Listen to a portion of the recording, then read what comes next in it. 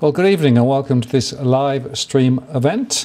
And thank you for spending some of your Tuesday evening with us. We're going to talk about Brisbane property and flooding and the intersection of those two situations.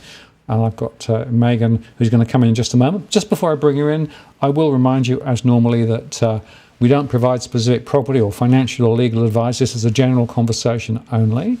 We do moderate the chat, so no racial slurs, please. This is as at the 12th of April 2022. And if you'd like to get my attention, use that Walk the World in the chat. That'll make sure that I see your question.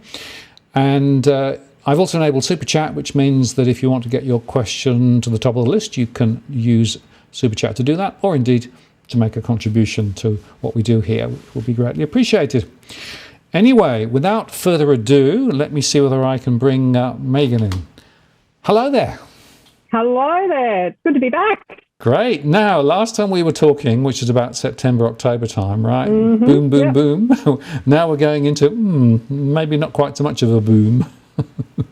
Oh, look, it's a really different market, but gee, wow, it hasn't slowed down. It's kind of knocked our socks off up here. And look, we're going to talk through a lot of things tonight about the Brisbane property market, some of those X-factor events that threw us for six, but you know, by and large, it has been a very, very busy time in the Brisbane property market. Yeah, busy time, absolutely. And interestingly, one of the fascinating things which we'll get into is interstate migration. You know, the mix of properties that are for sale, the price momentum that's been quite strong, the question about some of the new building that's going on there at the moment. You know, there's a load of things. But before we get into the detail, just for those who may not know, just give us the sort of the 10-second whistle-stop tour of what you do, because you do so much, but it will be good for people just to understand a bit of it. Do the relevant stuff, I guess. I've been involved in the Brisbane property market for about 2 decades. So about 20 years I've been both as a buyer of property and an agent. So most recently, the last 18 years as principal of property dispute buyers agents, we've bought about 900, nearly 1,000 properties for people over that period of time. And we have a very strict and structured selection process around that. I also co-founded the Home Buyer Academy with Veronica Morgan, and what we wanted to do with that particular system was to help people who weren't necessarily ready to, you know, particularly engage in the property market, but really wanted to fill themselves with a lot of knowledge to get some really good advice and a good way and system of getting themselves into the market. So really arming them with the information they needed. So Veronica and I are pretty passionate about that side of things, because you're going to hear a lot from me today about people buying or selecting the wrong asset and how important it is, particularly in hindsight, where you've been through a really difficult period like a flood, that if the asset selection isn't right, that it's really going to slap you in the face. And that's a really tough situation to be in when you've spent a lot of money on a property. So that's in a nutshell, I guess. Terrific. No, that's good. And we've put links. Related. Yeah, put links and things below for people if they want to find out more. And I have to say, those very podcasts that you do are brilliant. There's so much there, so much information. And the podcasts are really interesting because we get to talk to people like you. So it's not just Veronica and I rattling on about things and sharing our knowledge. We actually get to bring other people's expertise in and put that in a context which is really quite valuable for first-time buyers. Yeah, absolutely. And, you know, I keep highlighting the fact, and before you came on, we were talking, there's a lot of information that people could get their hands on if they knew where to look.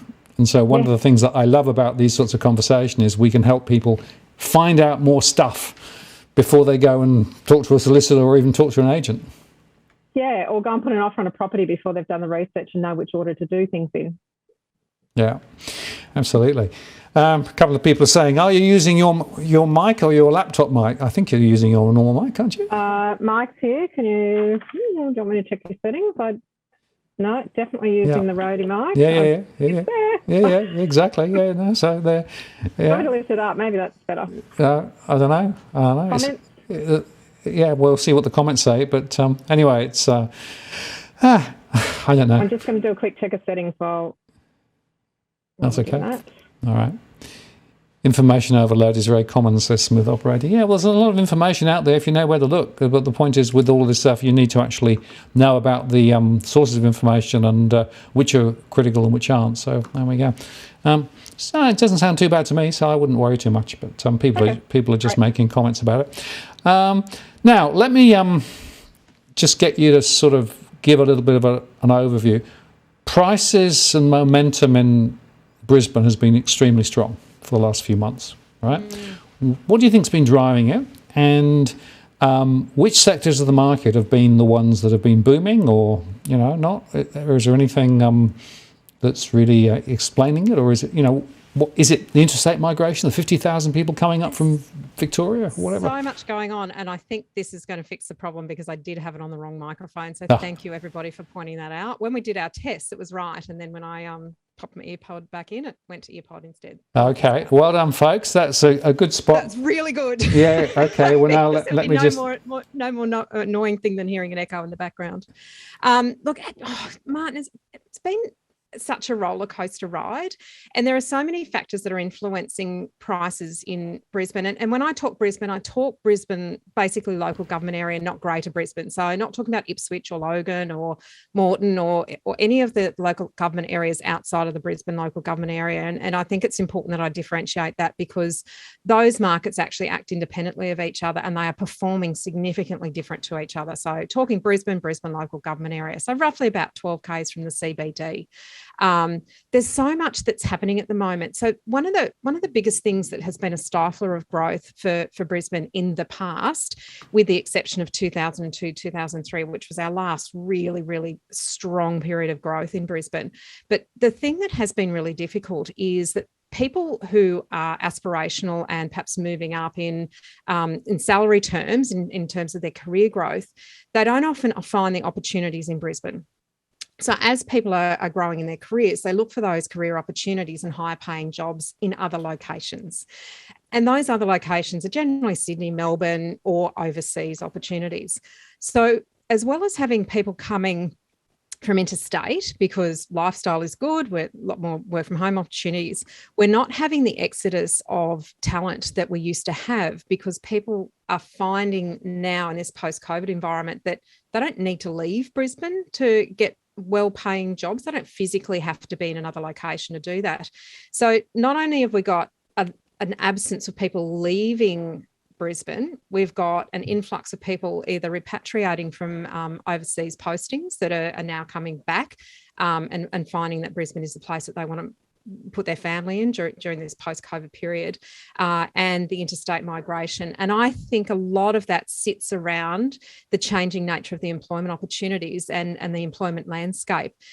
Now, how sustainable that is, I think that's yet to be seen, but that has put an awful lot of pressure on housing in Brisbane, because we haven't got people going, we got a lot of people coming in, and there's no new stock in Brisbane. And when I say stock, I'm not talking about apartments. Let's differentiate between freehold housing and apartments. We're talking about houses on land that are freehold, not stacked living.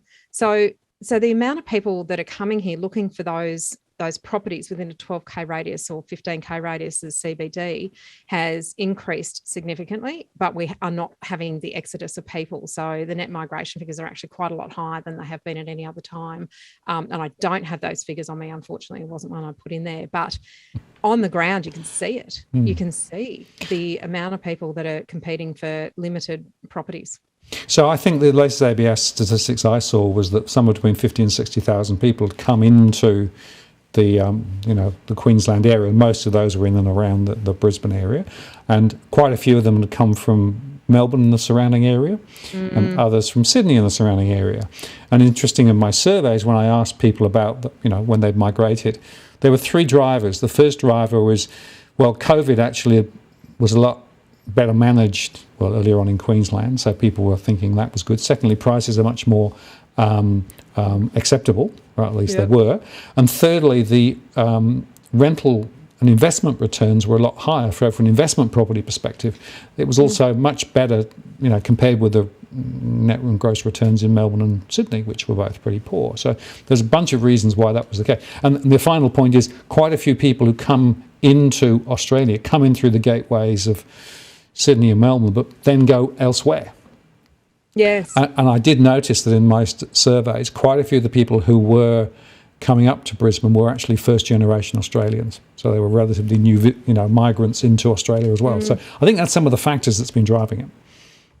Yeah, and the thing is, when you've got limited or scarcity, so there's no more land that's going to be created unless there's some subdivisions. So at best, you might turn one block into 2 blocks and have 2 freehold houses, but they're just not making any more land in Brisbane. You can't push out anywhere. There's nothing to be released. Certainly in other local government areas, there is still a lot of greenfield, a lot of space, a lot of house and land packages being released. That's a completely different environment and a whole different conversation.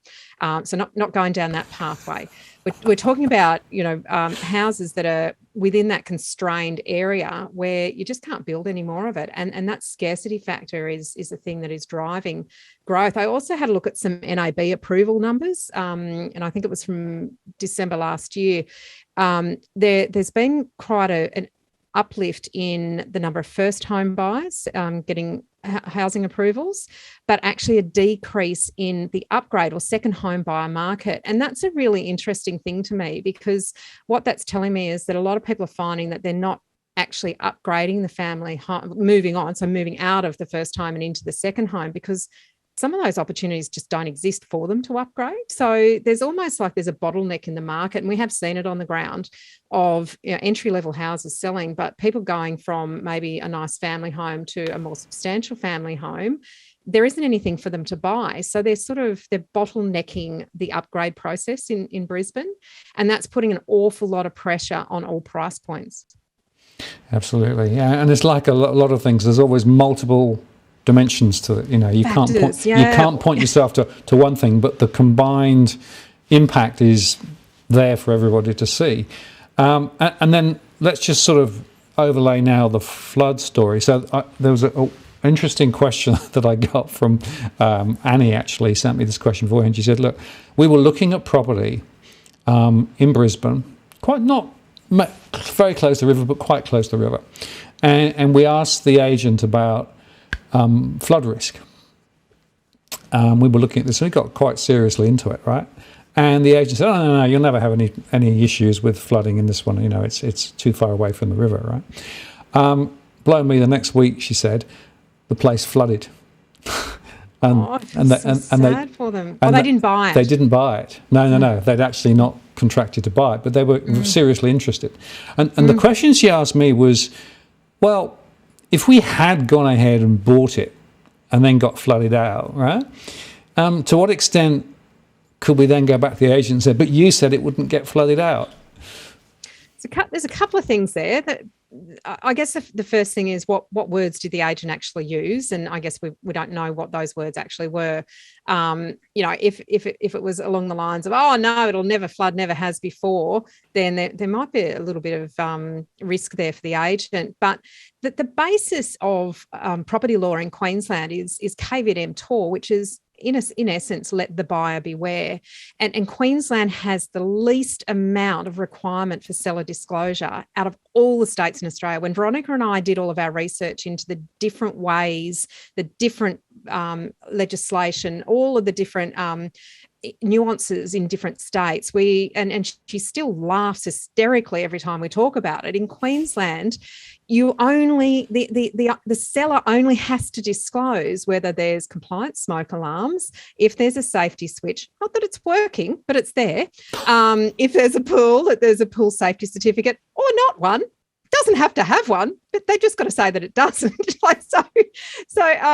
There's a couple of other aspects, but realistically, when you compare it to, say, Victoria, which has really quite strong seller disclosure with the 32A statement, I think it's called, and there's a number of prescribed pieces of information that have to be provided on that statement.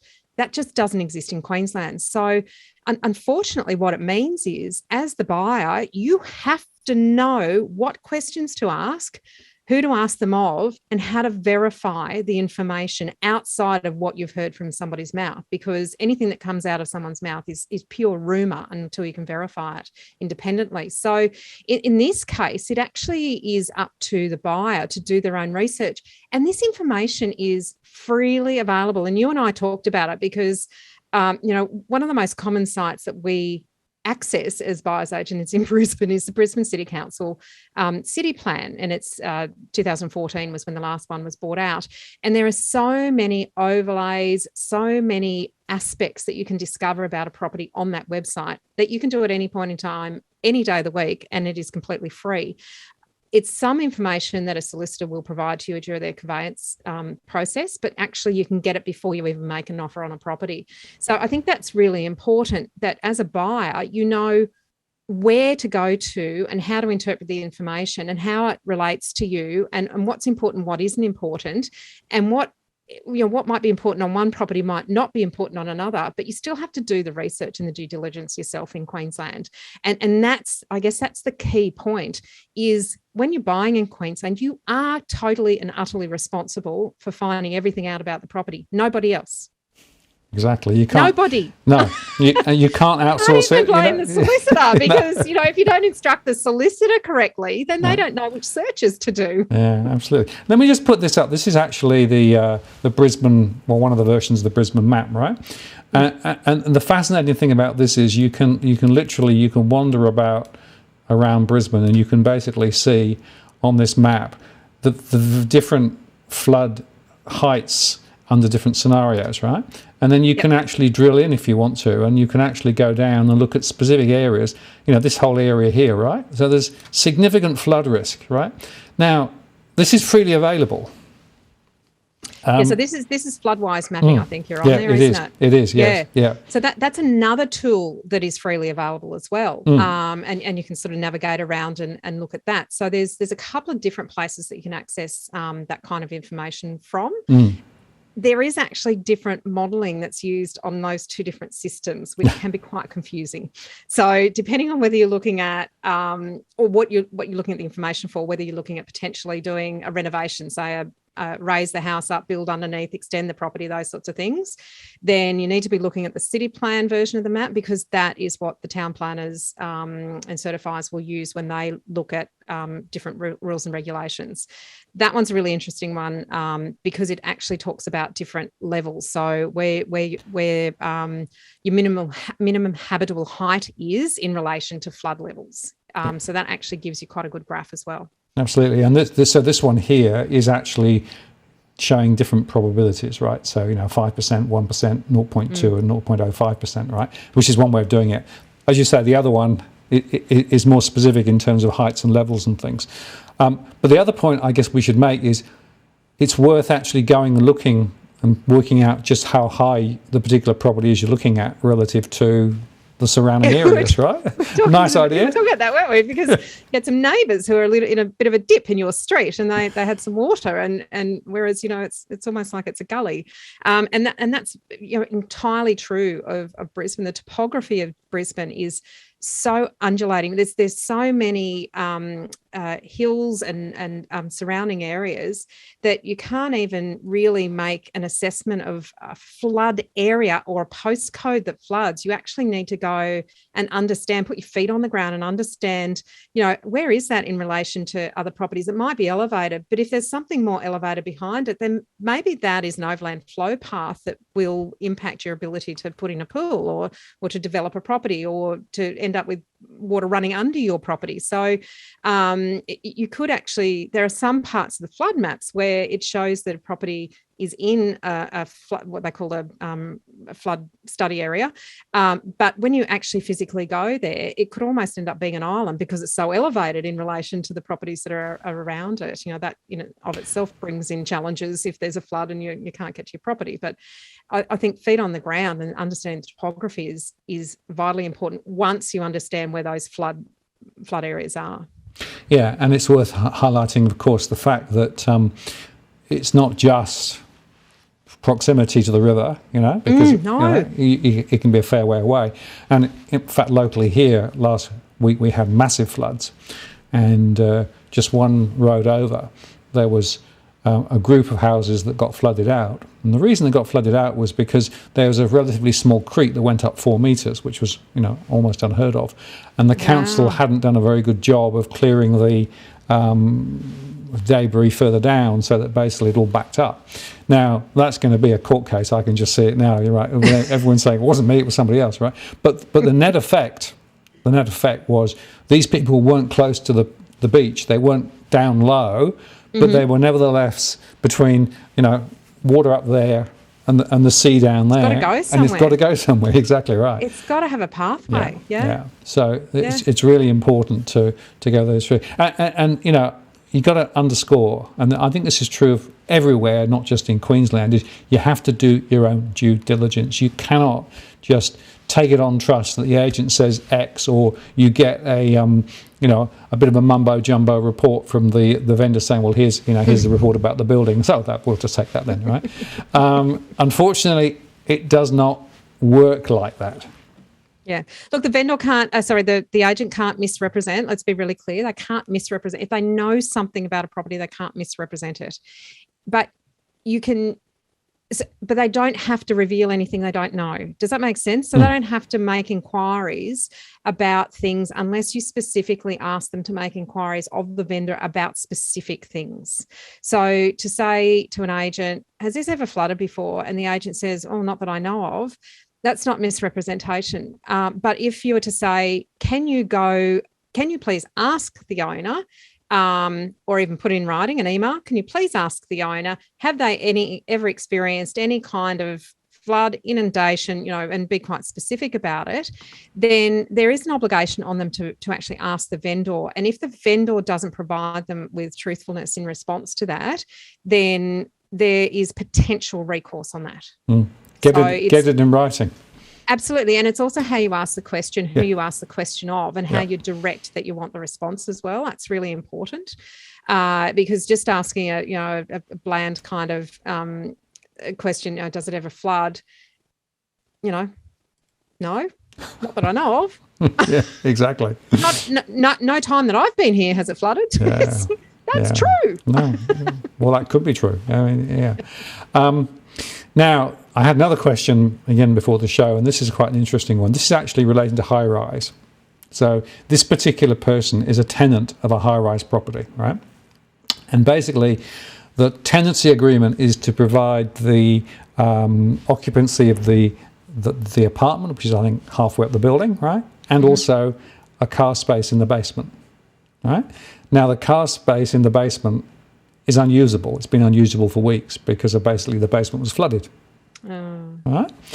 And luckily they'd moved the car away, so the car wasn't damaged. But the question there was, well, should there be some recompense under the tenancy agreement for the fact that I could no longer get access to the basement car park, which was part of the tenancy agreement? I mean, it's another interesting aspect of how this flooding thing can play out. It is, isn't there? Because on one hand, you look at it and you say, well, has the landlord done anything that has caused the situation for which they should be punished by way of a rebate or decrease in rent? The answer in this case was clearly no, because this is a natural disaster. However, in our experience with dealing with, and we manage 250 properties. It's not a large amount of properties. It's quite a boutique little rent roll that we've got. And of those, there are a number that actually had either leaking roofs or the swimming pool got completely muddied out. Or those sorts of things. And what's happened in that case is tenants have been quite reasonable and said, look, I can't use the pool. Do you think the owner might drop the rent until the pool's back in working order? And it becomes a conversation of reasonableness in a lot of cases.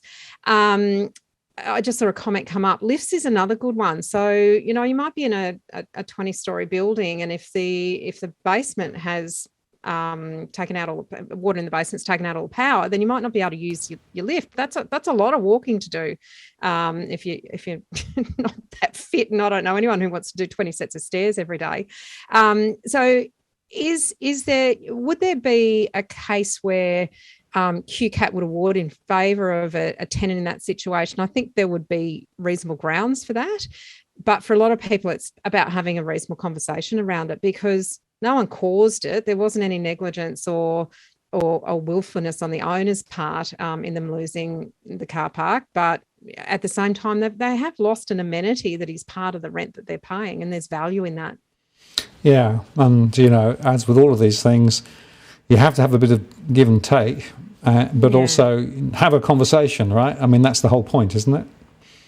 I think that's the thing, and I think sometimes people get a little bit caught up in somebody's got to pay for something I've lost. And I think if we can remove that in some of these conversations, it actually ends up being quite, you can get to a reasonable outcome, because everybody feels for the people who have been impacted by the floods. There wouldn't be a person in Brisbane that doesn't know somebody who's had some impact, either through their living arrangements or through their business. So I think there's a huge amount of empathy for people who have been impacted by what is a natural event. There's a whole other conversation that's outside of our area of expertise, Martin, as to whether we now look at this and say, can we continue to deny that something's happening with the weather here, because this is happening more often than 1 in 100 years? I mean, that's, we've got to start looking at those sorts of things, I guess, when it comes to planning as well. Well, that's right. So somebody said to me the other day, we've had a 1 in a 100-year flood 2 in a month. Yeah, right. And we've had 2, 3 in 12 years. Yeah, makes you think, doesn't it? Yeah, it does. Yeah. And somebody else made the point earlier on, what about the structural impacts? It's not just necessarily the goods in the property, but the structure of the property itself. And I guess, foundational damage, water penetration, having to rip out walls, and it can get horribly expensive. And that leads to another question, which I had again beforehand, which was this. Well, are there going to be bargains now because of the floods? Are there going to be people desperate to sell? And should I try and go buy one of those value opportunities? Discuss. No. I'm going to get to some slides in a minute, because I really want to talk about some real examples of where people have tried to use this strategy, where it's worked and where it hasn't worked. And I would say in 99.9% of cases it hasn't worked. And there is the odd wood duck that actually managed to time the sale of their property at the peak of the market before the flood. But the time frame they had that property was extraordinarily long, and it was absolute, it's more arse than class, to be honest. There couldn't have been anything in there that said that, let's do this, apart from some circumstances or maybe taking advantage of the market. So I am getting asked this a lot. I'm getting asked by friends. I'm getting asked by families at school. I'm getting asked, should I go and bag a bargain right now? Because there's got to be a lot of distressed sales. I am not a fan of people who go and who ambulance chase, who chase distressed sales. If people have to sell a property under certain circumstances, then, I feel empathy for them, but I don't think that taking advantage of people in that way is a very integral way to do business. Having said that, you've got to look at the quality of the asset, and at its core, as a buyer's agent, what we are exceptionally good at asset selection, understanding our local markets with the local knowledge that we have, with the impacts that different factors have on property prices, and looking at what differentiates, say, an A grade property from a B grade or a C grade property. And I couldn't honestly, hand on heart, say that I've ever looked at anything that had either flood, creek, or overland flow, because that's a big factor in our flood mapping system in Brisbane, is the overland flow component, and that dictates or tells you where the water paths are that come when the water comes down the hills. I can't ever say that I've looked at a property and thought there was a price at which I would buy that property. 20 years. Not a price at which I would buy a property that's affected by any of those factors. And the main reason is you can't overcome them. No, and it's unpredictable, isn't it? Well, it's predictable in that they're going to flood at some point in time. Okay, yeah, fair enough. Yeah.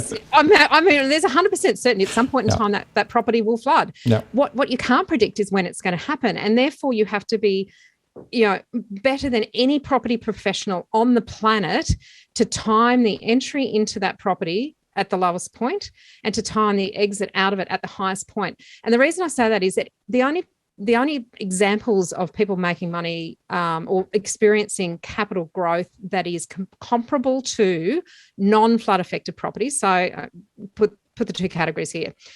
Properties that were flood affected in 2011. I might try the slide here because I'm trying to explain something that is better done graphically. Fine. Is that slide 1? No, we're way past that. All right. Okay. We've flicked straight into flood. All right, let's go to 5, please. So there's your slides.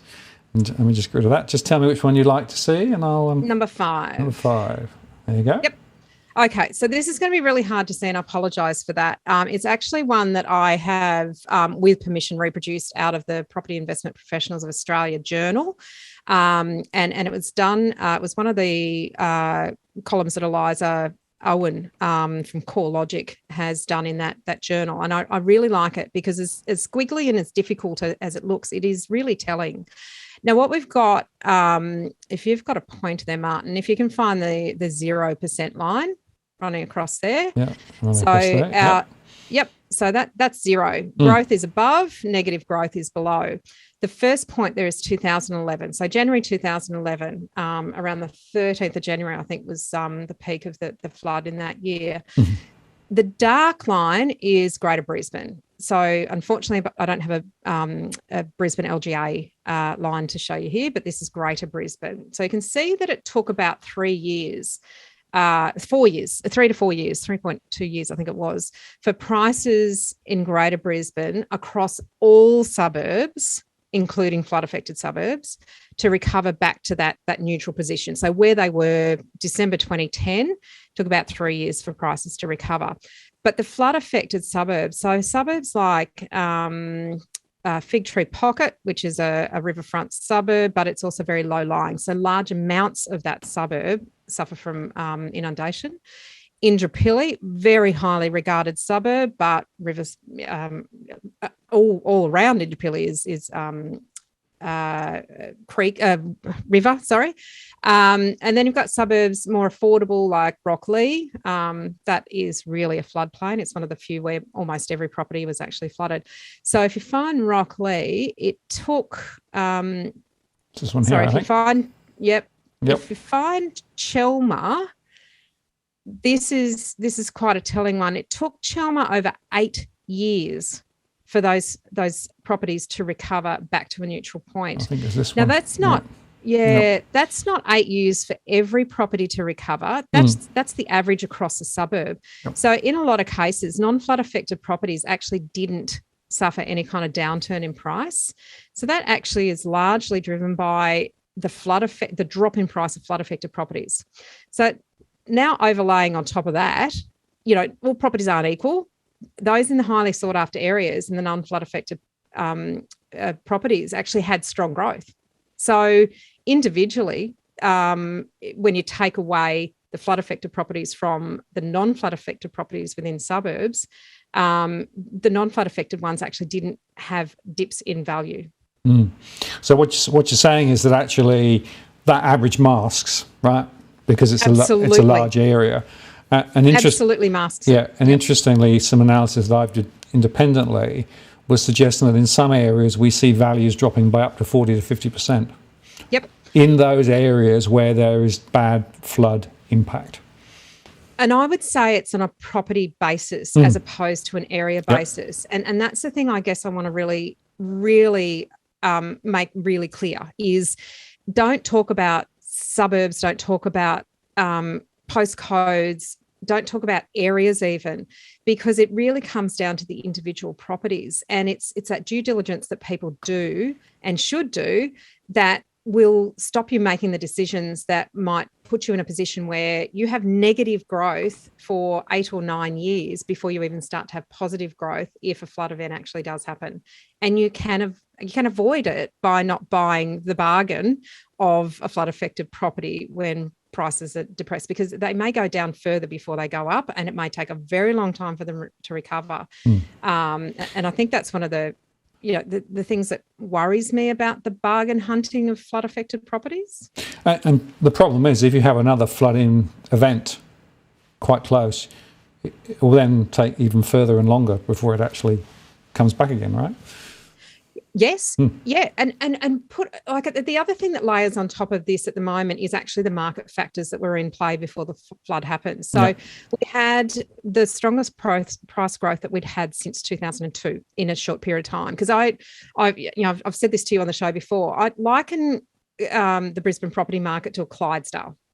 So if you had a horse race, then Sydney and Melbourne are probably the 2-year-old geldings who absolutely go, full on. They race like you wouldn't believe, and then they break down for a while, and then they take off again. So they have more of the ups and downs in the median house price. You look at a graph, and it's quite fun to watch.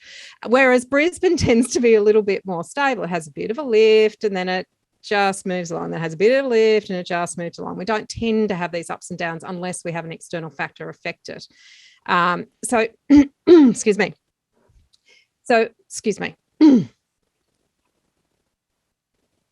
So when we're looking at the horse race, the Clydesdale broke out of a trot in this current market, which is really quite amusing to me, because I haven't seen it since I first entered the industry in 2002. So the Clydesdale's got a bit of speed up, and then it's got a bit of momentum, and suddenly Brisbane is now outperforming Sydney and Melbourne in terms of capital cities. We've got a lot of activity in the regional markets as well, which has been quite exciting. They may have peaked, but you're talking about properties that have had maybe 40% growth, but there are properties that should not have had 40% growth. And what I mean by that is, people stop because of the fear of missing out in this rapidly rising Clydesdale momentum, pushing forward at a great rate of knots. It's almost like there was, I might even reallocate this to, it's a carriage. What was the Cobb & Co? The Cobb & Co coach that had a massive amount of Clydesdale pulling it, and you can't stop the thing, and everybody's on it and trying to, catch a hold of it and make sure they don't miss out. But this momentum has actually been driven by this massive fear of missing out. And it's meant that a lot of people have stopped differentiating between quality property. So what we've sometimes come back into the office on a Monday and had a bit of a collection, which auction did you go to? What did you see? What were the behaviours like? What was the expectation in terms of price? What did it go for? How was the behaviour? All those sorts of things that we analyse from a market perspective. You come back into the office and say, I cannot believe that somebody paid the same price for a 3-bedroom renovator on 600 square metres in suburb X as they have paid for the same property in suburb Y, where Y has, usually has a median house price of 1.3 million, and the first suburb has a median house price of maybe 800. So people have stopped differentiating on some of the core fundamentals that actually drive property growth. And I've got a couple of examples here, and I want to show you, because flooding comes into this, all other things being equal. So if you go on to slide number 6. Now, this is a property. See the flood map on the left? So that is a creek that runs through a suburb. So there are houses each side of that creek, some of them well and truly covered by the creek in this flood map. And the property I'm talking about is just sort of slightly down the bottom and slightly to the right of centre there. So that property is well and truly a B-grade property. It suffers from full creek flooding. So the entire block is covered by creek flooding. You cannot raise that house up and build underneath it. So you're very constrained with what you can do with it. So in September 2010, that sold for $586,000. Now that market at the time was quite steady, and the median house price in this particular suburb was $700,000.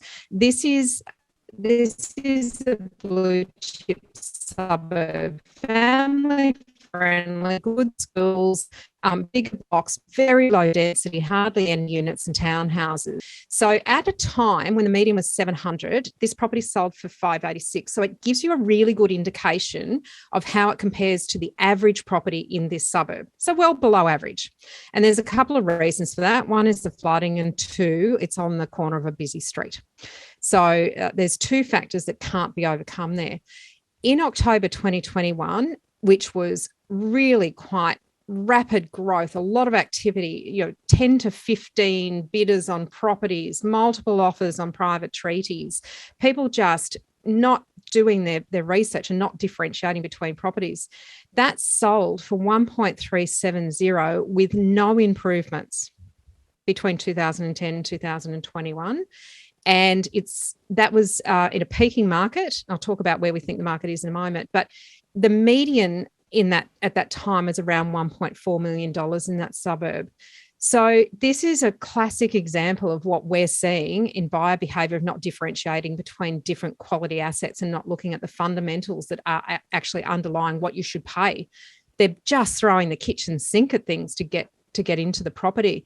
Now, that property had terribly, very, very sadly, tenants move into it just after settlement, and they lost everything under the house. The floods came up under the floorboards. They lost all of the fencing around the property except for the pedestrian gate, which still has the house number on it and the bell that you ring at the pedestrian gate.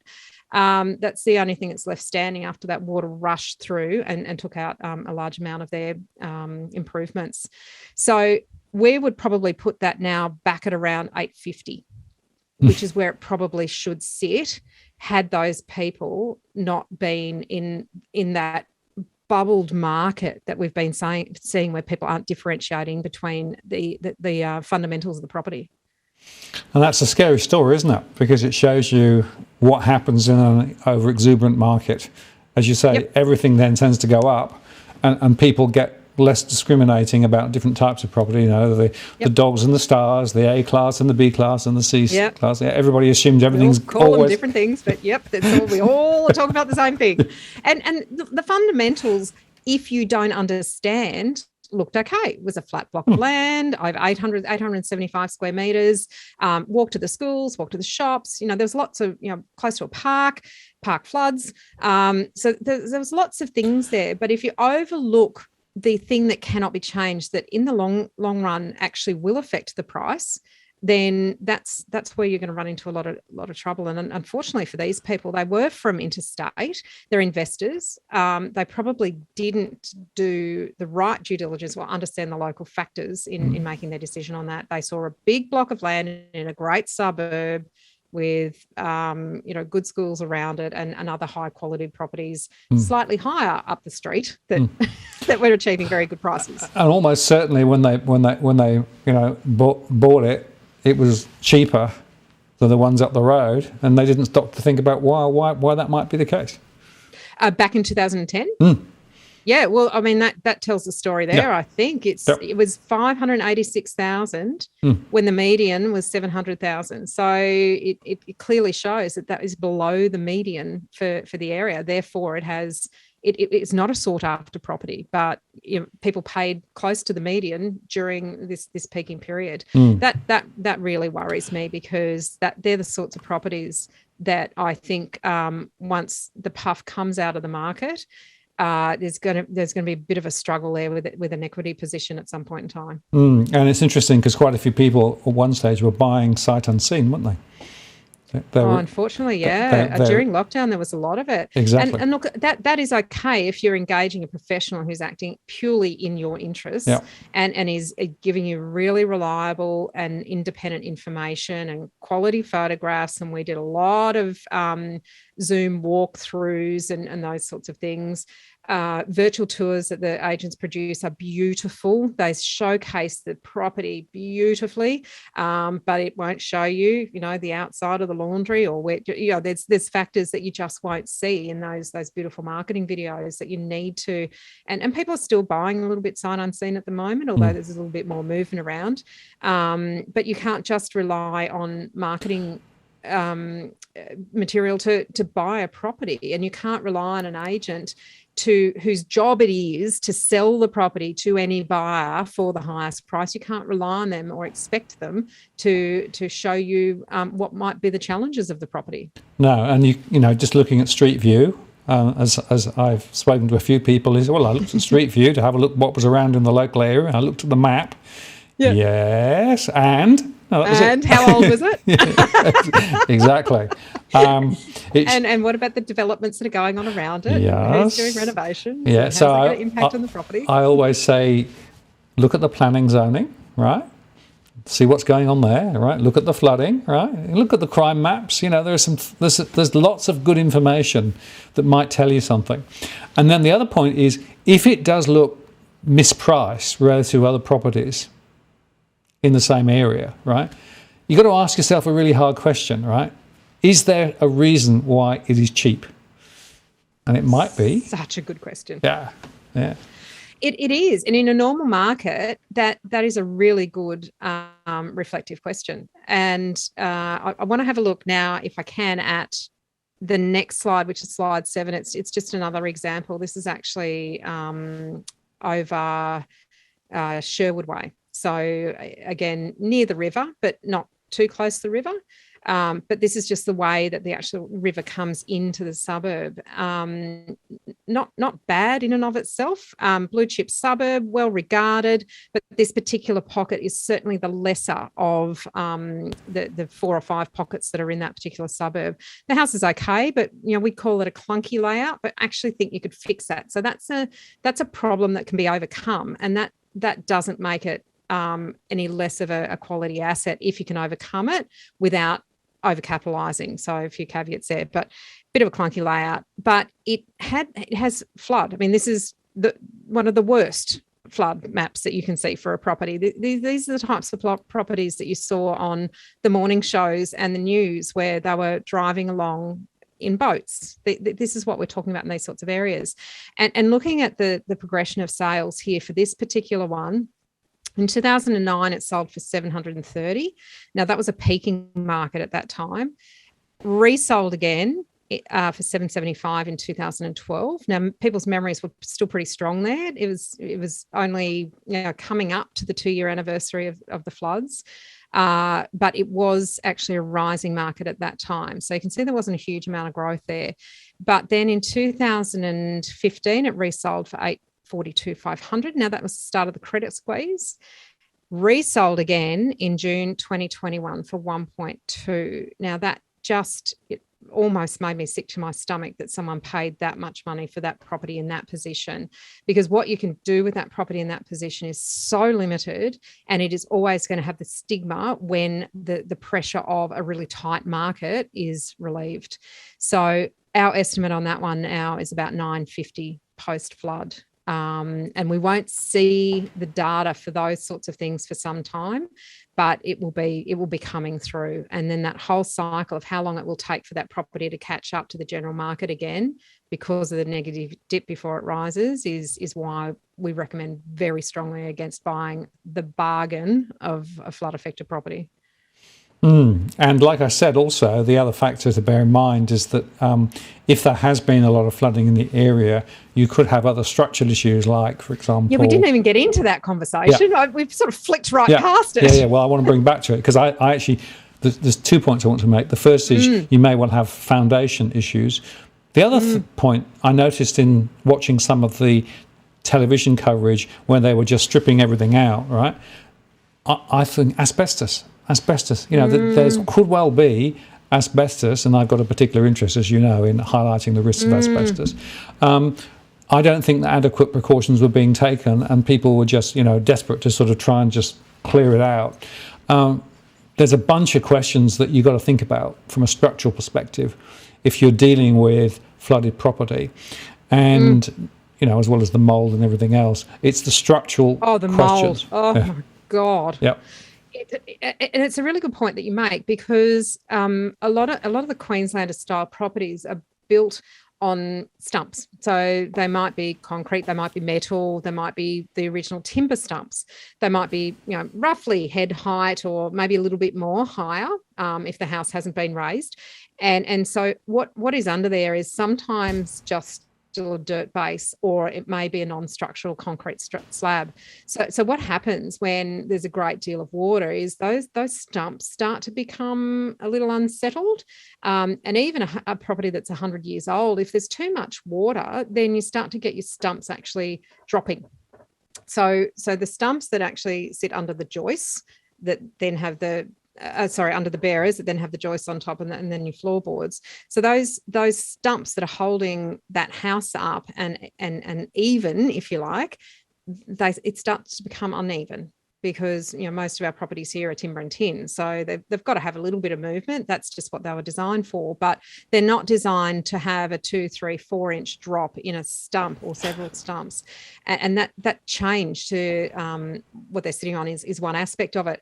But if the property is built in underneath or is a single level house, and as you say, the water has actually come in, then you start to look at, does that actually have an effect on the integrity of the slab? Does it at some point in time end up needing underpinning because it's actually dropped in a corner or in some point? But the mold, when you said mold, the mold is probably one of the really concerning things that is hard to get rid of, because once it's in there, the spores just keep moving and growing, and that's probably one of the things after the post 2011 that people struggled with the most. It was almost impossible to get rid of the mold unless you literally stripped the house back to bare bones. And even then, it was still kind of building itself on the structural framework. And that doesn't sound structural, but it actually is, because you can't then build over the mold and resheet walls and put cladding on the outside again. You've got to keep going until you get rid of it. Yeah. And it's a massive health problem. Yeah, I was going to say it's massive health impact. Correct, because the spores are also very, very destructive in terms of personal health as well. And this is a very important point. I think it's really important to underscore. The journey of pulling a property back if it's been flooded is not straightforward, right? No. And of course, at the moment, the other factor is you can't get the parts. You can't get building materials. You can't get labour because there's too much demand and not enough people are actually able. And so again, I was talking to somebody the other day who's out of their home now for months, and there's no prospects of getting back into it anytime soon. Now, luckily, they were insured, so that at the moment they're being paid for to live somewhere else. But there is a limit as to how long that is going to be paid for by the insurance company, right? So they got this burning fuse on one side where effectively they're counting down to the point where the insurance payments stop, and they can't get anybody to actually deal with the structural issues they got in the property, right? Oh, it's harrowing, isn't it? It is. They're lucky to find a house in this rental market. Well, they had to go out of the area to do it. Right. But then that's then sort of then the question is, well, do we just cut our losses and just sell and let somebody else solve the problem? Which is back to, well, you might think you're buying a bargain, but are you really? Because the chances are somebody else is going to have to deal with all those problems anyway. But it just shows you how complicated and how difficult it is. And I just want to put up this quote from earlier on from Zach, which said, insurance quotes, 10K. If you can get insurance, flood insurance, it costs you an arm and a leg. And in some areas, you can't actually get the insurance, can you? Yeah, I think there was, there is, and I'm not going to name them because I don't know factually, but post 2011 where people were underinsured or sometimes not insured, there was quite a groundswell of activity around ensuring that there was insurance options available. And I know there is an insurer that will provide flood cover on any property, but the premiums are astronomical. You're talking sometimes in the vicinity of $12,000 or $15,000 for a family home, and that's per annum. And that's just not not really something that most families can afford when you put all the other costs of living on top. So is it uninsurable, or is it completely unaffordable? I guess is the thing that we've found when I've heard sort of that anecdotal feedback on people. Why didn't you have insurance? Because I couldn't afford the $15,000 a year was some of the answers that I got. Yeah, and of course that's year after year after year. You have to pay those costs every year, and then that adds further to the overall cost of living. And by the way, if you're like having another private school fee, but you're actually getting nothing in return. Well, no, exactly right, because you're basically trying to protect yourself from something that may or not happen. And by the way, tenants, right, if they're actually looking to get personal effects insurance in property flooded areas, have to pay through the nose for it as well. Yeah, they do. Yeah. So it does have an impact, and unfortunately, that then leaves some tenants open to the possibility that they choose not to insure, and through no fault of their own, could end up with, in some cases, total loss. And that's devastating when you lose your home and your personal effects as well, and have no insurance to cover or recoup anything. There's things that you can never replace, and then there's things that can be replaced, but sometimes you haven't got access to that if you can't get the insurance money. No, indeed. In fact, I was talking to somebody the other day again who was burnt out in the bushfires and got flooded out. No. It's like, what else could go wrong? And each time don't ask. The insurance premium is just getting bigger and bigger and bigger, and ultimately that they concluded that they needed to move somewhere else because basically it was just not going to work for them. Now, it is a real question, Martin, that people are asking themselves and asking of other people at the moment. And I did hear, and I overheard a conversation between relatives recently where some people who had been flood affected were saying, well, what do we do? Do you think, what about our pride? We bought this and we made this decision, and it's our life savings that we've put into here. If we sell it at such a loss, what does that do to how people perceive us? And that might sound shallow and superficial in the light of things, but when that's what you've worked towards and your heart and soul is in there, and your family is being raised in that, and it's a decision that you made that you thought was a good one, that does affect how you reflect upon yourself. Yeah, and that's one of the things I wanted to highlight today. This isn't just an economic conversation, right? It is actually a social, a relationship thing, a personal thing, a psychological thing, all of those factors, which I think sometimes people don't put into the mix when they think about this sort of stuff. Oh, you can just rebuild, or you can, you can just claim on insurance. No, there's a whole another level of pain. And again, talking to this particular individual, over the last 3 years, they've had a series of these crises, and each time they've not been able to bounce back as quickly or as fast. And you end up in this negative spiral. And sometimes the only thing to do is to cut your losses and get out and just say, I've got to find a way to start again. Right? It really is quite disturbing to hear some of what people say. So I just wanted to underscore that as part of this conversation too. I think it's a really important point, because we are at the base of things. We're human beings, and it's sometimes easy to overlook that when we have conversations about property and price growth and those sorts of things. But really, property and price growth is all driven by human beings and behaviour. The properties don't price themselves. We price them. We're the human beings that price the property. Absolutely. Either logically or illogically, we're to blame. Now, here's a question from Stripey Cat, which I thought was quite interesting. Would you suggest tightening up buyers' protection laws in Queensland, only making it legal to sell with a Victorian type Section 32, which shows things such as caveats on title, easements, etc., etc. So the regulations in Victoria are a bit tighter, although actually they're not as tight as I think many people think they are. Yeah, look, there's a level of disclosure that has to be made, but you know what that is. And I think the problem is that people don't know what it is that they don't know in Queensland, or how much they have to find out themselves. There's an expectation that information will be provided, and it's not it's not anyone else's responsibility to do that but yourself when you're the buyer of the property. So would I like to see it? Oh my God, yes. I would like to see a lot more requirements on sellers. I would like to see them have to do a lot more in the preparation of the sale of a property, to provide a lot of additional documentation. I mean, one of the really, really big things that people overlook, and this is going to come back to slap a lot of people in the face when they haven't done the due diligence during this period of time, when they've just thrown money at places, is there are a lot of unapproved additions to properties in Brisbane. And it might be 30, 40 years ago, a Queenslander that was just under legal height or habitable height, which is 2.4 metres for a habitable bedroom. They might have gone, oh, it's only 2.2. We'll just put a couple of bedrooms down there for the kids as they become teenagers. And then that suddenly becomes regarded as bedrooms, but it's actually not bedrooms. And this sort of perpetuates itself until somebody like us steps in and goes, all right, well, we need to see the certification for these bedrooms that are downstairs. Oh, I don't know, that was done years ago.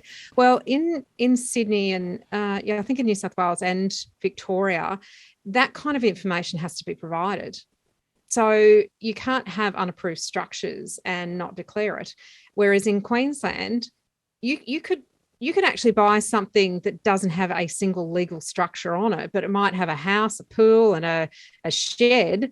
And because no one's ever come from the council and said, hey, here's a show cause notice as to why you shouldn't have to rip that down because you never got certification to get it built, it's just kind of gone on and on and on as it is. But if you end up being the buyer of that property and you haven't done the due diligence correctly and got the evidence that it is certified, then that's exactly what the council can do. If your neighbour suddenly goes, you know what, I don't like that ugly shed in the background, in the backyard, I'm going to check with the council. Oh, it's not approved. Council can actually hit you with a show cause notice as to why you should not you either get it certified, and retrospective certification is possible but very expensive and very difficult, or tear it down. And if you can't get retrospective certification, it doesn't meet code, and it has to meet current code, not the old code. Then you can actually have to rip down something that you have paid money for when you've come into the property thinking that it was, correct, okay, and all hunky-dory, and I'll pay what that property would be worth if it was all certified and above board. So you've suddenly got potentially a hugely devalued property. And the other thing, and this is relevant from a fire, flood, whatever the case may be, these unapproved structures are uninsurable. So if the property was to burn down and the whole downstairs area had been built in, but it wasn't certified, it wasn't the correct heights, it wasn't built to code at the time and didn't have certification, you can't get retrospective certification. If that house burns down, then the only thing the insurance is going to cover is what was actually certified and approved on the property. So if you've thought that you've paid for a 5-bed, 3-bath, 2-level house, but actually what you've got is a 1-bed, 2-bed, 1-bath, a single level house, then what you're going to get in return versus what you paid is going to be a fairly big gap there. And that is one of the biggest concerning things that people, I think, go into purchases thinking, well, that's okay, the solicitor will find that out. The solicitor may well find that out, but unless you've got a clause in your contract, and it's a conditional contract that has the right clause in it, there's no way you're getting out of that contract. If you bought it at auction, there's no way you're getting out of that contract because there's no remedy in the contract if you find any of those types of things out. You've got to do all that due diligence before you put a contract on the property. Yeah, I'd love to see a lot more disclosure. Yeah, and I'll make one other point, and that is some of the, what can I say, less expensive conveyancing entities that just do the minimum in terms of shifting the, they often don't. Ticking the boxes. Yeah, they actually don't ask any of those sorts of questions, right? And I had my own personal experience when, in fact, we discovered by coincidence, because I looking at the map thinking what was that actually there was an easement that nobody picked up, right? I picked it up and dealt with it. But the conveyancer wasn't interested, right? They were just saying, well, we're just ticking the box and just, So it's really interesting that you can't even necessarily rely on the conveyancer to pick all this stuff up. And it's almost too late anyway. So you've got to do the due diligence beforehand. Yeah, and know what to ask and who to ask and how to find the information. And some of these things are going to cost money, but they're going to save you an awful lot. I think the value of the money that you spend before you enter a property or enter into a contract on a property, if you don't end up buying that property, the money that you've spent because you found something out is worth its weight in gold.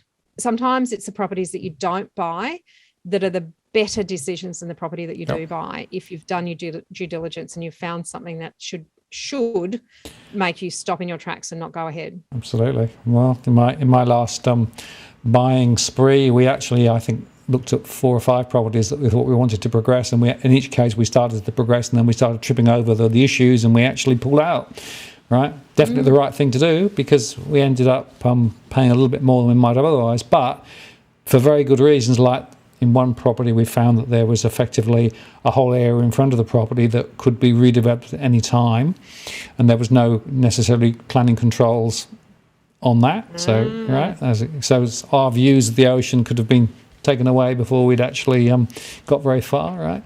And then another one. Oh, so that's interesting, because there is it's hard to quantify, but there is value in a view corridor, and if that view corridor can be interrupted, as you rightly point out, if you can't control that view corridor, either via air and light easement or some other mechanism to control a view corridor, then your risk is that you lose quite a lot of value. That's the whole point. Not only amenity, but yeah, exactly right. And this was one where the land was actually owned by a holiday park, and they had basically unlimited easements to build whatever they wanted to do, wherever they wanted to do it, all the way along. So that was an interesting one. And then there was. Did you ever go back to it and find out if anything was built there? Went back to 5 years later, and blow me, they'd built in front of it. So it was definitely it was a good decision. And the other one, we actually got quite a long way down buying, but there was this outbuilding, which was a big double garage, right?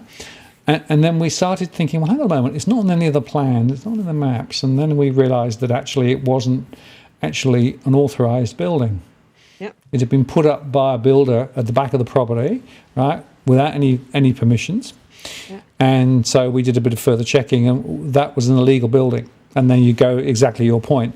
Once it's illegal and the council knows about it, then it's very hard to retrospectively get approval for it. And in fact, the fact that it was of a scale and size that was massive relative to the property in the block suggests that you'd have never actually got it approved. So we walked away from that one as well.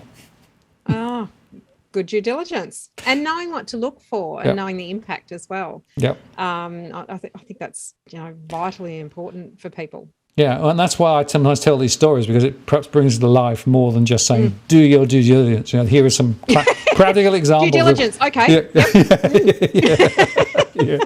But it is a bit like that, because what is it? And it's different in each state, and it's even different in different jurisdictions and local government areas. It's actually different for every property, because every property is unique, and therefore there are going to be unique issues that you need to think about, right? So you have to have a long checklist. So I reckon there's a checklist of about 50 or 60 items you want to go, yep, and just walk down the list, right? So. Yeah, I think nothing more valuable than a good checklist. We certainly have a lot of those in the course that we run. Absolutely. I was going to mention it. Exactly. You can tick it or you can cross it. And then you can work out whether it impacts you or not. And that's the thing. Just because you find something adverse doesn't necessarily it's going to adversely affect you. It might affect someone else, but then you've got to think about that long-term prospect of it. Absolutely. Now, this is another very interesting question from Jason. And Jason, thanks for the super chat too. Do you, do I or you, Meighan, believe that taxpayers should pay to relocate people from extreme flood zones, which are expected to flood again, regardless of the insurance? Wouldn't it be cheaper in the long term to give taxpayer fund rescues? That's a hard one, Jason. Really, it's quite political, that one, isn't it? And we're in an election period, and I don't think I'm going to go there. But I do think that there are a lot of people who have contributed to where houses have been built and forced through approvals for their own benefit, bending the rules and so forth to get something through on blocks of land that should never have been approved. And to a great extent, some of those people are responsible for their own downfall. So that personal responsibility side of things of doing the right due diligence, but also then making a conscious decision to build something that really shouldn't be built somewhere, but having, it's like building, I'd love to one day be in a position where I could build on the ocean front, but we know that the ocean front is disappearing, like the ocean's getting closer. So how much and how long can you keep putting it back and keeping it in place? There's a risk there, and when you choose to take that risk, then sometimes the consequences are so great. But is that the government's responsibility then to change that? I think what really perplexes me about this one is I grew up in Lismore. So as everyone would be very well aware, Lismore has suffered a tremendous amount of loss. And growing up there, we had a number of floods that would come into the city centre, and my parents had business there, and you'd go down and you'd help everybody clear out their businesses and move the cars out of the car yards up to higher ground and so forth. And Lismore's basically a basin with a river running through it, significant river running through it. And I look at that town, and one of the things that I've battled with as a person in property who thinks about property from all different angles for a long time is, how do you rehouse that community? You can't flood proof that area. You just can't. It's not possible. So it almost goes to Jason's question of how do you rehouse those people outside of the high risk areas and almost the city centre? No, it's a big question. Massive conundrum. Yep. Yeah, absolutely. Look, but there's an interesting observation. It's certainly true in certain areas around Sydney. There have been considerable development on the floodplains in recent years, right? Masses and masses of new developments.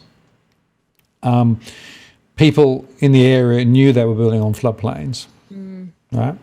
And the question is, was there appropriate planning and due diligence done, or did people look the other way? I don't know, but maybe paper bags of money were handed through and people got approvals they should never have got. But I can tell you in the UK, they've gone through the very similar processes. So there was a lot of poorly built property on floodplains, and then suddenly the climate started to change and the flooding is, and they've got thousands and thousands of properties now that keep getting flooded, and they've got exactly the same debate. So where does accountability lie? Whether you're insured or whether you're not insured. If you basically pay money to people who aren't insured rather than to those who are insured, does that encourage people who have insurance not to hold insurance because they're going to get bailed out next time? Does that mean that you've basically given a free shot, right? And as you say, the complexity of moving an entire area, including not just houses, but the rest of the infrastructure and schools and all those things to somewhere else, that's a huge situation. Comes back it's it's almost unfathomable, but something has to change. Well, something does have to change. I would have thought the first would be to say, well, hang on a minute, let's stop any further building on floodplains, right? Recognising that we're going to get more of these floods, and recognising that sea levels are also rising, by the way. That's another factor which people should factor in. So as well as looking at river flooding, look on the coast, look at the flood levels on the coast. And again, there are maps for that too. People would be surprised as to where those lines are, because there are lots of properties. That's like 1 million properties around the edge of Australia that is at risk of flooding down the coast. Within a very short number of years. Correct. Yeah, exactly right. We're not talking decades. No, we're not anymore. That's right. And the rate at which sea levels are rising is increasing, and we get the higher tides and the wind and everything else. So there's a bunch of factors there. So we need probably a more sophisticated approach to planning in the first place. And I think but we're always going to be attracted to the water, and that's that human side of us too. I know. We like that amenity. Yeah. We like being as close as we can. Well, many people like to be as close as they can to the beach and to see it and to it is an absolute pinnacle of success and prestige to have something where you can see the water or walk straight out on to the water. Cookie boy that says fishing from your living room. There you go. Look, I personally didn't get any inundation, but I had a lightning strike at my house. So there was one lightning strike in our area, and it was my place that got hit. So it was a whole different experience for me. Yes. Well, we actually hit the house, blew out the lights, the oven, the toaster, the TVs. It was quite remarkable. Well, again, another war story from my end. We actually had a lightning strike on a local big tree. The big tree fell over and pulled the power cables down, and that created a power surge. And the power surge basically blew out the electrics in the house, and I had to get a bunch of stuff replaced, right? And it was a very interesting debate with the insurance company about what caused it, right? Because basically the tree was the first cause, and then it created the secondary cause. It took months to settle. So it's an interesting example of, one thing creates another thing, creates another thing. But, at the end of the day, we got it sorted eventually. But it just shows you that sometimes real life gets in the way. Oh God, Mother Nature, when she unleashes, she gives us a hard time. That's for sure. Absolutely, particularly I have to say in Australia, with the big storms. Well, look, we're getting into the last 15 minutes, and I had a few questions earlier on about the future trajectory of property, right? And that's obviously expectations potentially of higher interest rates ahead. I mean, most people seem to be suggesting that rates are going to rise at some point. The migration question, it looks as though the migration levels will be up, but not dramatically up. And we also know that some of those people who moved up to Queensland are maybe regretting and maybe thinking, well, maybe I should move back now. So how do you see the next 6, 12, 24 months for property in and around the Brisbane area? And can we separate it out between standalone houses and the high rise? Because I think there are some different dynamics going on between those two. We've I guess for the last maybe 7 or 8 years, talked about almost a two-speed property market in most capital cities, and that is the detached dwelling property market versus the high-rise, high-density property market, and how they perform significantly differently to each other. And I think what we're going to see. So I'll go back one step.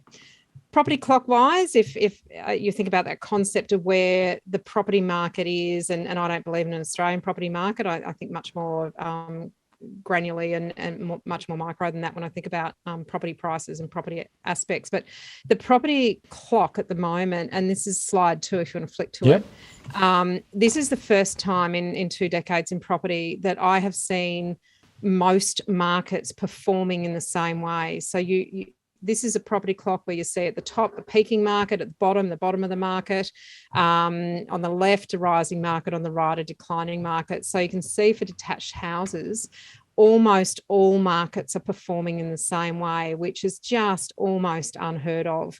It'll be a snapshot in time that I don't know that we'll see reproduce any times in our lifetimes. So just to be clear, normally you'd expect to see a more distribution around the clock in different areas, right?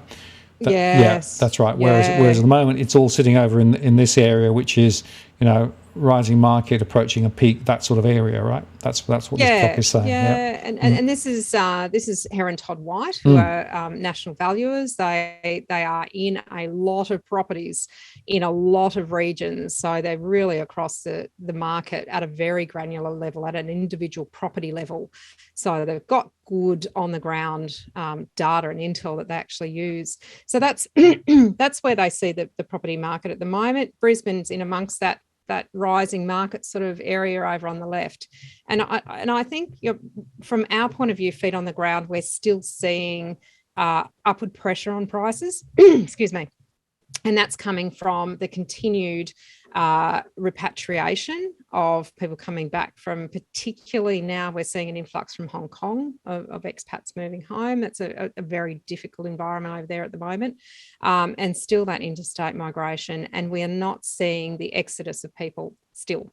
So the pressure on property prices for detached housing is continuing.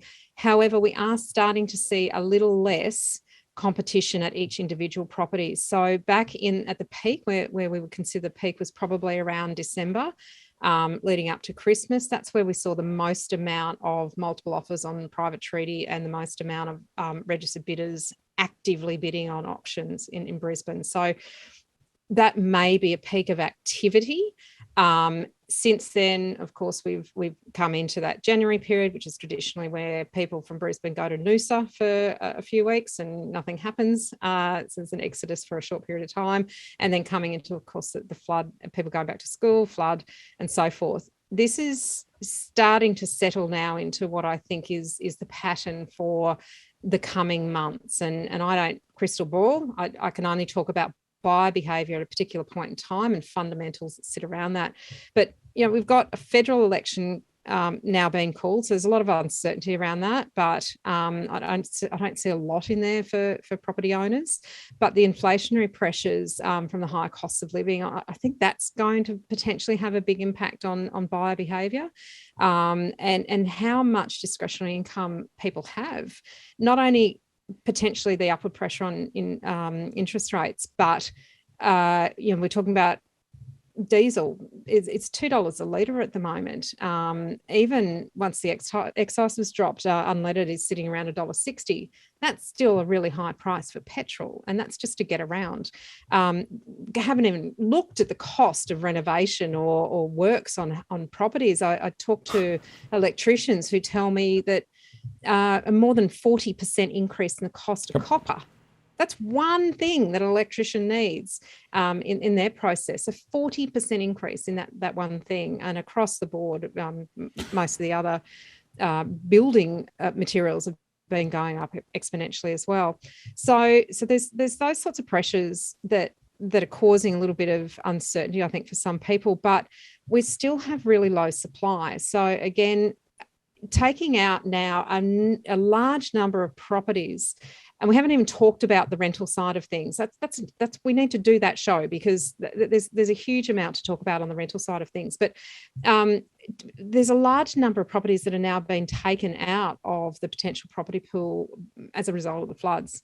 Those people have had to go into temporary accommodation, which in most cases is a rental property, which has put further pressure on rental properties. As I mentioned earlier, we've got less properties for rent in Brisbane than we had 2 years ago, because owners have moved back into them or sold them. So the turnover from the number of properties that are available 2 years ago, pre-COVID, to what's available now has actually decreased. And I know that's really hard to put. That's hard to say but it's a fact, because there are, I don't know how many properties are affected, somewhere in the vicinity of 15 or 20,000 properties are flood affected. They're not going to be fixed in the next couple of weeks. Before this even happened, a couple of years ago, there was a massive hailstorm that affected Springfield. So that sort of subdivision house and land subdivision out southwest of the CBD. And a huge number of roofs out in that housing development were damaged. We haven't been able to get roofers to fix leaks and so forth for about 6 or 9 months, because they're all out there doing insurance work. So to actually get a roofer before the floods was damn near impossible. It is impossible now.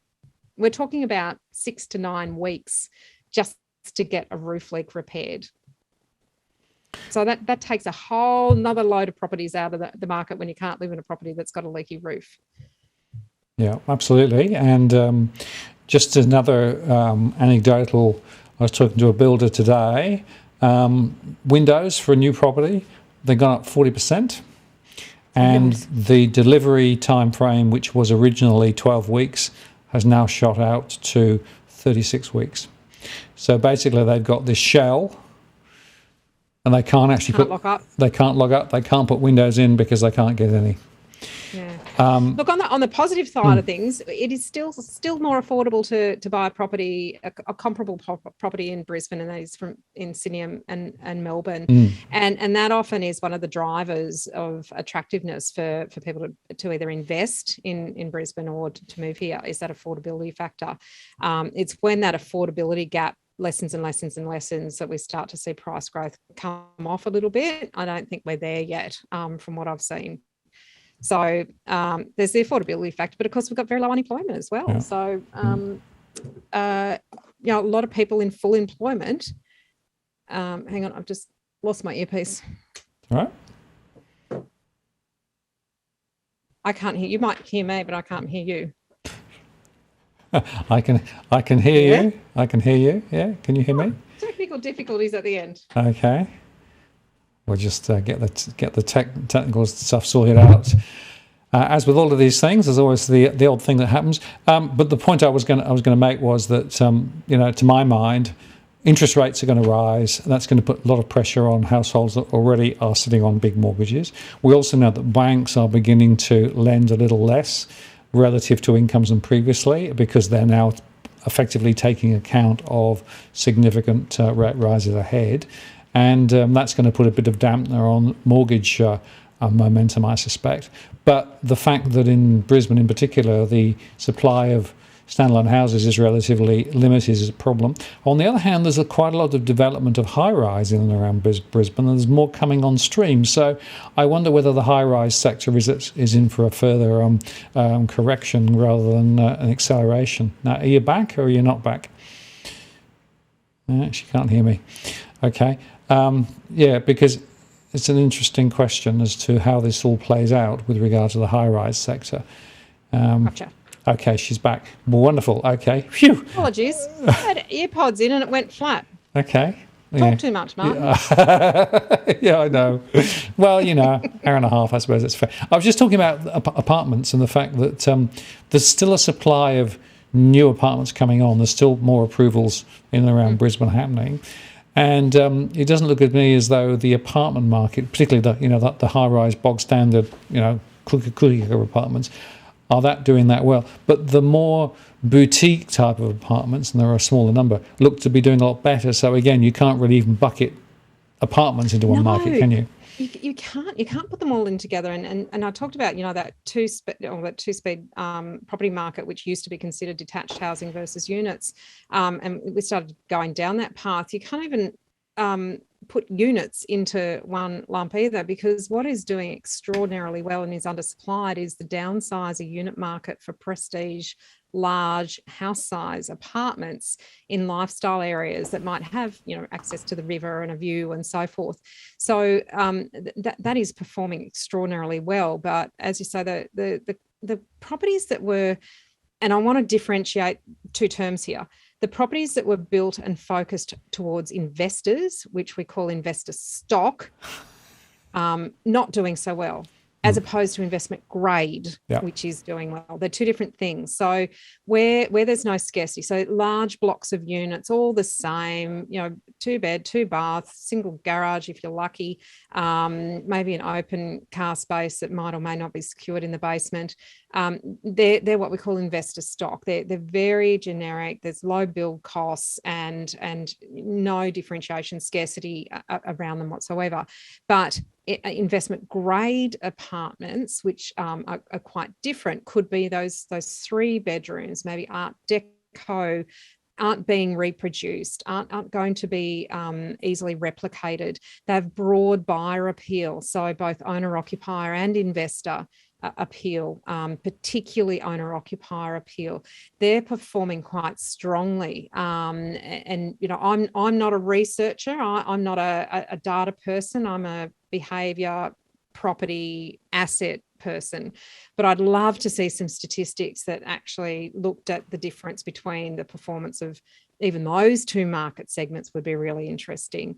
But for Brisbane itself, taking away houses versus freestanding houses versus apartments, we've also got that in-betweener sort of marketplace, and that's really starting to take off in the townhouse segment. Townhouses are often low density. You might only have 3 or 4 on a 600 or 800 square metre block of land. They often don't have common walls. Some do have common walls. And those townhouses are almost like a middle ground between in some cities they might be called villas if they're single level. Here they're townhouses generally with a living area downstairs and the bedrooms upstairs and an attached garage. And those properties are becoming more sought after. I think they're probably the story that we need to watch in 2022, because as house prices they're just outstripping first home buyer affordability. It's the townhouses that are going to be the next thing that they turn to. And we're already seeing quite a strong uplift in prices in that segment, in well located, low density complexes with good amenity, good layouts, surrounded by character houses, not in high density areas, good, close to amenities, ticking all the fundamental boxes, not in suburbs where there's large numbers of similar types of properties. So the scarcity factor still needs to be there. But in character areas that have lots of houses where there might be just a smattering of townhouse complexes. I think that's the thing that we need to watch this year, because they have been languishing and now that affordability factor is pushing people towards the townhouse market. Absolutely. Very interesting. Well, we've come pretty much to the end of our time. We'll have to do a separate show on the whole rental sector because there are... Please, because I've got lots to talk about. Yeah, I've got a lot to talk about too, but we just, that would be another hour and we probably shouldn't do it tonight. But we should do that. So we'll put something in the diary one way or the other and we'll have a particular show on the rental markets because there are so many dynamics there. But look, brilliant insights from you tonight. If people want to find out more about you and what you do, where do they go? The buyer's agency is propertypursuit.com.au, and the team of buyer's agents that we have there are extraordinary at their job and know the local market intimately. And I think that's something I really want to highlight too is, if you're going to talk to an expert, make sure they're a local in the area, because there are a lot of there's a lot of broad overarching information that you can get. But if you're really focusing on an area, make sure you know that you're talking to someone who really knows what they're talking about in the area that you want to buy in or can direct you within an area. The other thing really important for first home buyers, or even we've actually found a lot of our Your First Home Buyer Guide, which is the podcast that Veronica and I have, and also Your First Home Buyer Guide, which is the course for first home buyers. We've actually found a lot of people from interstate and overseas who aren't necessarily first time buyers are doing that course because they want to get to know how to buy property in the other state, the state that they haven't purchased in previously. So homebuyeracademy.com.au is that one. Very, very well worth having a look at, because we actually talk about due diligence checklists, how to inspect a property, but in the right order. And I think that's a really important thing. And one thing that we found when we were researching how to present this information to people is, you can find all sorts of different pieces of information around the place, but often people don't know which order to put it in. And if you put it in the wrong order, you can almost end up in this cycle of failure, or end up buying something that you didn't do the things in the right step and have made a bit of a costly mistake. So buyer's agency side for Brisbane, propertypursuit.com.au, and then Home Buyer Academy, which I'm pretty chuffed about. We love doing the podcast. Veronica, if anyone's tuned in, it's a hoot. And they're actually brilliant. And, I've had a number of people I've directed that way, because what you have there is a very powerful set of tools which really help people. I want to say thank you very much for your spending some time with me tonight and with the community here. We didn't get through all the questions. We got through a good number. Thank you very much. And great questions. Really quite insightful questions. Good. Well, I often think that you learn more from how people frame the questions than perhaps the answers. So, it is quite interesting. And we've got a relatively great number of people on the stream who have really, really good insights as to what's going on and throw some nice curveballs, which I love. So it's part of the reason why I like the live shows. It's always a different ambience to sort of, just the sort of the standard conversations. But anyway, thank you so much. I hope that you don't get too much in the way of more rain and floods up in that part of the country. And I hope that the election campaigns don't bore you too much over the next few weeks. I'll stick to my area of expertise. Exactly right. And we'll catch up again soon. But I want to say thank you very much. And I really appreciate your time. And I'm going to take you off. Thank you for having me back. I enjoyed speaking with you. Right. See you later. Bye-bye. See you. There you go, folks. Great from Meighan there. And just before I sign off, doggy cams, they're still asleep. They've gone round and round in circles a couple of times, but they're still sound asleep on their beds. They'll be there now for the rest of the evening and probably until tomorrow morning. They tend to come and knock on my door at about 10 to 7 to say it's time to get up. So there you go. That's the doggies. And just to say that next week, I have Tony Locantro coming back on. Tony is going to talk about the markets, and we'll get an update from him as to how he's reading the markets. Of course, markets have fallen recently. Get an update on some of his specific stock picks, and also his view on the property market as well, particularly from a Perth perspective. So that'll be an interesting conversation. So mark your diary and join us next week.